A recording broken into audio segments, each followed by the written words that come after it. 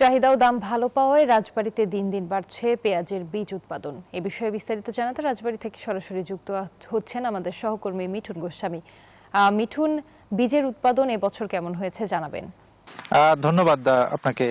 এই মুহূর্তে কিন্তু যে মাঠে মাঠে রাজবাড়ীর প্রায় প্রতিটি মাঠে মাঠেই কিন্তু কালো সোনা খ্যাত যে পেঁয়াজের বীজ সেটি উৎপাদন করছে কৃষক। এই বীজটি কিন্তু আরো 1 থেকে 1.5 মাস পরে কিন্তু এই বীজটি ঘরে উঠবে, যার কারণে কৃষকরা কিন্তু আমাদেরকে জানিয়েছে, যারা এই বীজটি উৎপাদন করেন তারা বলছেন যে আগামী যে সময়টি 1 থেকে 1.5 মাস, এই সময়টি খুবই ঝুঁকিপূর্ণ একটি সময়। এই সময়টিতে যদি অতিরিক্ত বৃষ্টি কিংবা কুয়াশা জাতীয় এই ধরনের প্রাকৃতিক দুর্যোগ হয় তাহলে কিন্তু কৃষকরা ক্ষতিগ্রস্ত হয়। আমি এখন যে মাঠটিতে দাঁড়িয়ে আছি, এই মাঠে কিন্তু এই কৃষক কিন্তু আমাদেরকে জানিয়েছেন তিনি প্রতি বছরই এই পেঁয়াজের বীজের আবাদ করেন।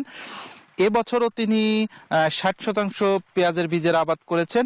এই 60% জমিতে তার খরচ হয়েছে এখন পর্যন্ত প্রায় 3.5 লক্ষ টাকা। তবে এই বীজটি যখন ঘরে আসবে তখন কিন্তু প্রায় 4 লক্ষ টাকা মতো তার খরচ গুনতে হবে। এই বিষয়টি কিন্তু তিনি আমাদেরকে জানিয়েছে। তবে এবছর কিন্তু পেঁয়াজের যে বীজের চাহিদা সেটি কিন্তু বিগত সময়ের থেকে অনেক বেশি ছিল।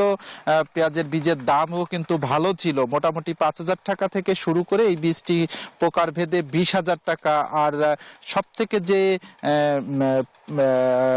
বিদেশি যে পেঁয়াজের বীজ সেটি কিন্তু বিক্রি হয়েছে 30 থেকে 40 হাজার টাকা কেজি দরে, যার কারণে কিন্তু কৃষকরা, বিশেষ করে এই রাজবাড়ির কৃষকরা আগে পেঁয়াজ উৎপাদন করলেও কিন্তু এখন এই পেঁয়াজের বীজ উৎপাদনে উৎসাহিত হচ্ছে। তারা আমাদেরকে জানিয়েছে যে বিগত সময়ের থেকে এখন তাদের যে পেঁয়াজের বীজ উৎপাদনের যে আগ্রহ সেটি কিন্তু অনেকটাই বেড়েছে। তবে কৃষি বিভাগের যে তথ্য, কৃষি বিভাগের তথ্য মতে কিন্তু রাজবাড়ী জেলায় চলতি মৌসুমে প্রায় 141 হেক্টর জমিতে এই পেঁয়াজের বীজের আবাদ হয়েছে, যার লক্ষ্যমাত্রা ধরা হয়েছে 70 মেট্রিক টন। তবে কৃষি বিভাগ কিন্তু আমাদেরকে এই বিষয়টি নিশ্চিত করেছে যে দিন দিন কিন্তু রাজবাড়ী জেলার যে কৃষক তারা কিন্তু এই কালো সোনা খ্যাত এই পেঁয়াজের বীজ উৎপাদনে কিন্তু উৎসাহিত হচ্ছে। মূলত এতটুকুই ছিল আমার কাছে রাজবাড়ী থেকে পেঁয়াজের বীজ উৎপাদনের সর্বশেষ তথ্য।